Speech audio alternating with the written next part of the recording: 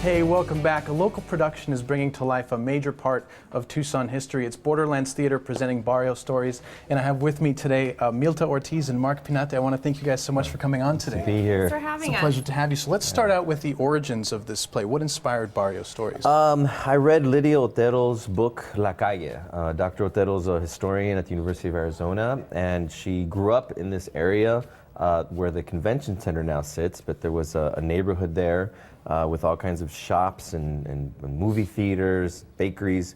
Been there almost 100 years, and so she wrote about the history of that neighborhood and how it was demolished in the late 60s for urban renewal.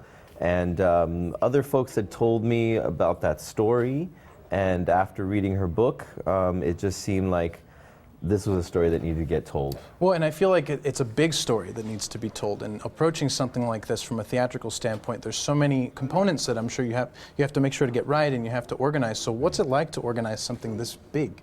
Well, it's a community effort, that's for sure. We had Pima Community College involved, multiple folds, because they were in charge of, I taught a class to a trio upper bound students there, and we collected the oral histories that were handed over to the writers. And then now Pima College is back. Two classes made our set. We also worked with community members. Yeah, we worked with folks from Los Descendientes, El Presidio de Tucson. These are descendants of founding families of Tucson's that are going to be extras. Changemaker High School, their art class, helped build some of our set pieces. Choya High School is also providing some extras. The YWCA of Southern Arizona has members in the play. So it really has become a citywide effort to tell this story. Yes. And we have 133 volunteers that are actually manning the different, where you check in, the art activities that we have. So it really is a community effort. It is, and I find it really nice that you're sort of embedding parts of Tucson culture into this. It's almost baked right into the sets and baked right into the acting. That's amazing. And one unique thing about this, too, is it's being staged outdoors. Now, anyone who's done theater, you have the lights and you have the, the curtains and everything. What's it like to deal with a play where you don't have any of that? It's a challenge, but we really wanted to make this a fully immersive experience for audience members. So as opposed to sort of sitting in the dark in a chair for 2 hours, you will be handed a map when you first arrive. It's a big map, and it shows you all the 3 main stages and about 15 smaller performance installations that are sprinkled throughout the plaza. And then you decide what you're going to see in what order. And there's also food vendors, and there's art making tables, and there's quite a bit of different activities. And it is really kind of a choose your own adventure type of experience.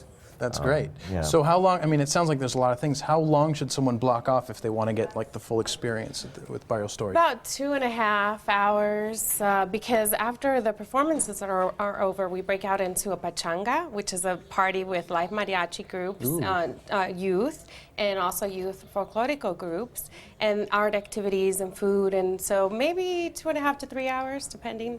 Okay, well, that's not bad. To be immersed in culture like this, why not, right? Yes. Now, Borderlands Theater gets support in a lot of ways.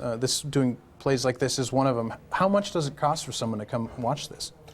Oh, well, great question. Yeah. Well, we decided we wanted the community to show up and come out no matter what. So it's $10 suggested donation.